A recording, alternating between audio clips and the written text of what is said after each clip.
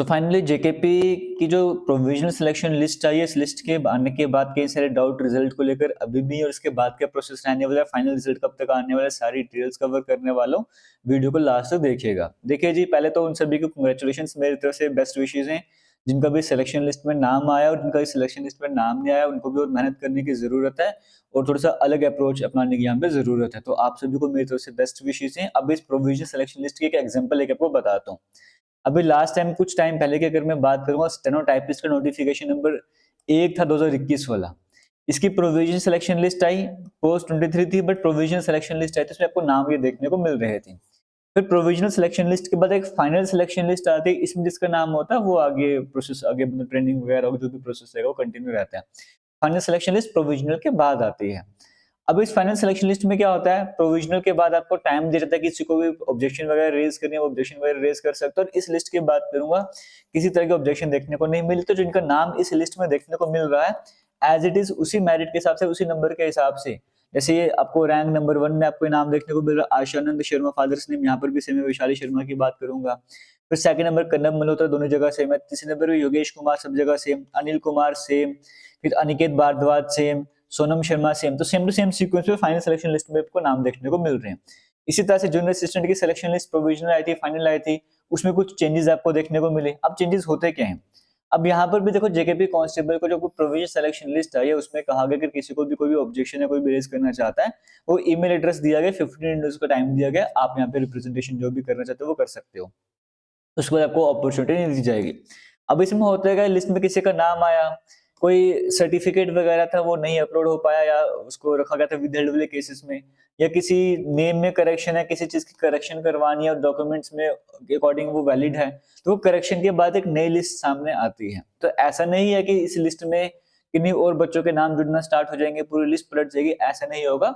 हाँ, कुछ बच्चों की डिटेल्स चेंज हो सकती है, अगर उनको वेरिफिकेशन करवाने की, हाँ हमारा ये प्रॉब्लम, डेट ऑफ बर्थ में करेक्शन करवाने, वो करेक्शन वगैरह कर दो, इस तरह के ये सारे ऑब्जेक्शंस आपको देखने को मिलते हैं।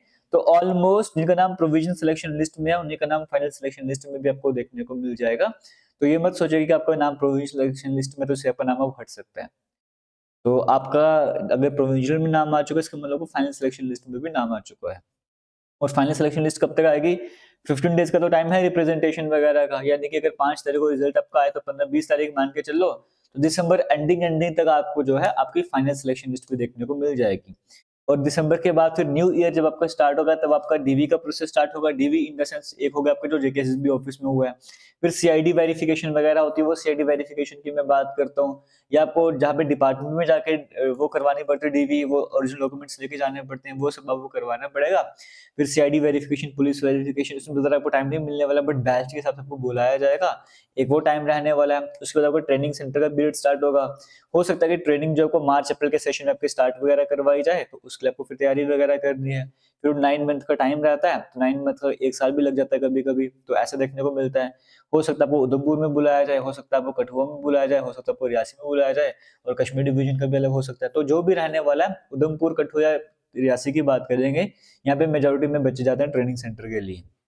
लड़कियों के चांसेस जो है वो कठुआ या उधमपुर में चल जाएंगे, लड़के मैक्सिमम तलवाड़ा में चल जाएंगे, बाकी कुछ कठुआ में भी आ सकते हैं, ऐसा भी देखने को मिल सकता है। जहाँ पे भी ट्रेनिंग होगी, ट्रेनिंग पूरी करनी पड़ेगी, टेस्ट नंबर अलॉट हो जाएंगे, सुबह सुबह उठना है, फिर बाकी पूरा प्रोसेस रहता है, आपको तैयारी भी करनी है, पढ़ना भी पड़ेगा, फिर आपकी वर्किंग वगैरह भी होती है। तो उसमें जैसे एक तरह से थोड़ा सा बिग बॉस टाइप का भी आपको देखने को मिल जाता है, तो एक साथ आपको रहना पड़ेगा। तो कुछ झगड़े होंगे, कुछ उससे दोस्ती वगैरह बन जाएगी, वो पूरा प्रोसेस वगैरह रहेगा। फाइनली लास्ट में जाके ट्रेनिंग सेंटर पर ट्रेनिंग कंप्लीट होगी, पीओपी वाला दिन आएगा, फिर पीओपी के बाद आपका फिर आगे का प्रोसेस चलेगा कि भाई जॉइनिंग होगी या फिर कहाँ पर आपकी ड्यूटी लगती है, वो सब प्रोसेस आगे चलता रहेगा। और जहाँ तक सैलरी की बात है, जब आपको ट्रेनिंग चल रही होगी, आपकी ट्रेनिंग के टाइम पर आपको सैलरी मिलना स्टार्ट हो जाएगी। तो वो सैलरी की टेंशन मत लीजिएगा, बस ट्रेनिंग सेंटर में थोड़ा फोकस कीजिएगा, अपने ऊपर भी फोकस कीजिएगा, और जो आपको वहाँ पे पढ़ाया जाएगा, वर्क वगैरह करवाया जाएगा, उसमें थोड़ा सा फोकस कीजिएगा। तो ये पूरा प्रोसेस रहने वाला है। लगभग लगभग आप मान के चल सकते हो कि अभी 2026 स्टार्ट होने वाला है, 2027 में जो भी ट्रेनिंग वगैरह कंप्लीट हो चुकी होगी, और ट्रेनिंग कंप्लीट होने के बाद आप कहीं ना कहीं पर आपकी जो पोस्टिंग वगैरह वो हो चुकी होगी। तो ऑल दी बेस्ट आप सभी को। अभी फिर भी किसी तरह किसी को डाउट रहता है, आप कमेंट सेक्शन में कमेंट करके पूछ सकते हो। पढ़ने में आपको दोबारा से वहाँ पे पॉलिटी एक तरह से पढ़नी पड़ती है, कंप्यूटर का पढ़ना पड़ता है, इस तरह के सब्जेक्ट्स आपको वहाँ पे कवर करने पड़ते हैं दोबारा से, ठीक है जी। जैसे आपको पूरे रूल्स पढ़ने पड़ेंगे, अब तो नए नए रूल्स आए हैं वो आपको पढ़ने पड़ेंगे, इस तरह से आपको वहाँ पे तैयारी भी करनी पड़ेगी। तो फिर आपके वहाँ पर भी टेस्ट होंगे। और इस बार तो ऐसा हुआ था कि जब ट्रेनिंग के बाद कुछ बच्चों का टेस्ट हुआ था जिनका फाइनल में मतलब पूरी तरह से पास नहीं कर पाए थे, चाहे वो जैसे ग्राउंड की बात करो, ग्राउंड इन द सेंस जैसे फायरिंग वगैरह भी रहती है, कुछ रिटन एग्जाम की बात करो, फिर उनको दोबारा से बुलाया जाता है, तो दोबारा से उनकी ट्रेनिंग वगैरह होती है, और 1 डेढ़ महीने के 3 महीने के जैसे भी रहते हैं उनको एग्जाम देने दोबारा से जाना पड़ता है, फायरिंग के लिए जाना पड़ता है। तो ऐसे भी आपको यहाँ पर देखने को मिलता है। और बाकी और किसी तरह का अगर आपको डाउट होगा तो आप कमेंट सेक्शन में जरूर पूछेगा। All the best, thank you, जय हिंद।